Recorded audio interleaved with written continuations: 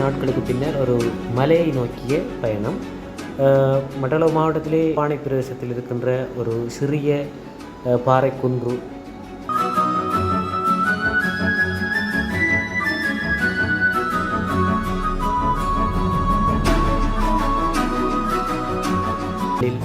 அல்லது மத்திய கிழக்கு நாடுகளிலே எங்களுடைய இருக்கின்ற உறவுகள் இடங்களை முழுமையாக காட்ட வேண்டும் என்ற காரணத்தினால் இந்த பயணத்தினுடைய இதில் உண்மையாகவே ஒரு அடர்ந்த காடு இருக்குது. இந்த காட்டு பகுதியில்